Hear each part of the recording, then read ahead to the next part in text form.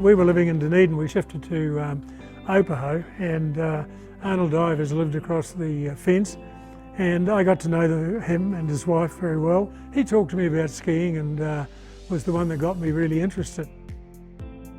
We started coming to Queenstown. The first challenge of the day was to get to Coronet Peak.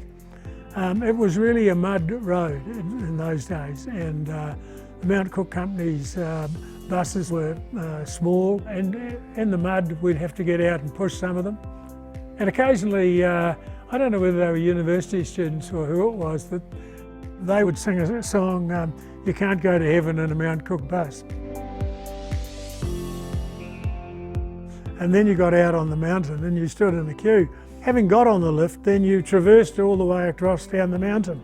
I mean, you wouldn't go straight down the mountain because you knew it when you got to the bottom, you had another 50-minute wait.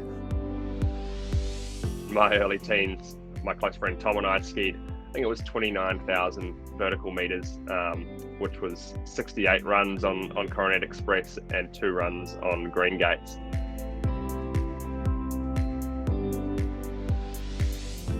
I'd started off wanting to be a farmer and couldn't finance a farm, and I originally got into a small transport company which turned into a reasonable sized transport company and remained in transport for some years and was mayor of Queenstown. I suppose I developed a reputation for getting to fix things and develop things and expand the tourist operations we were involved with.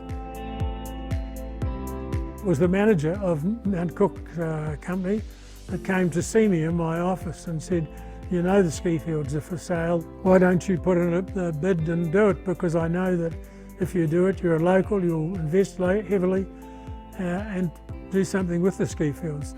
Anyway, we started, and it's been a crazy journey.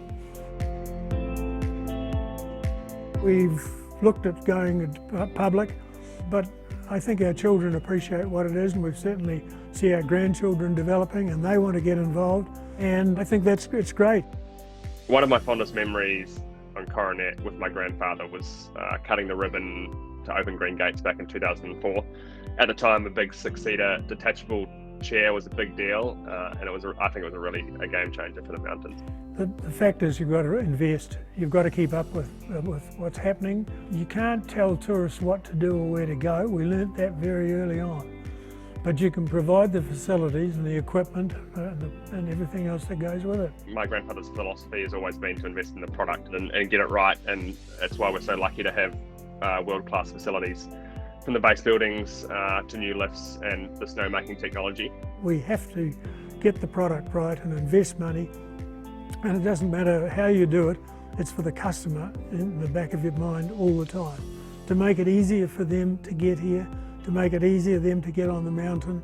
Every structure that we do, we look at it and say, how can we improve it?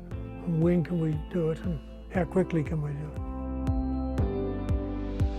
On a good day, Coronet is very, very hard to beat.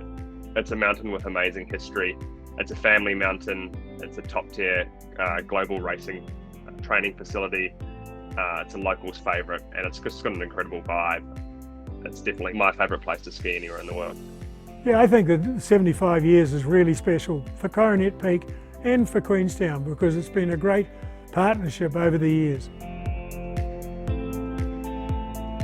I came here as a high country musterer. I mean, I didn't ever think that I was ever going to be involved in this. I knew nothing about tourism. I wasn't going to be doing it, and I was more interested in were they half-bred sheep or were they fine wool. I just feel that you put a lot of effort into it, you invest a lot of money, and if you do it properly, you have a great chance of success. And that has been my philosophy all the way.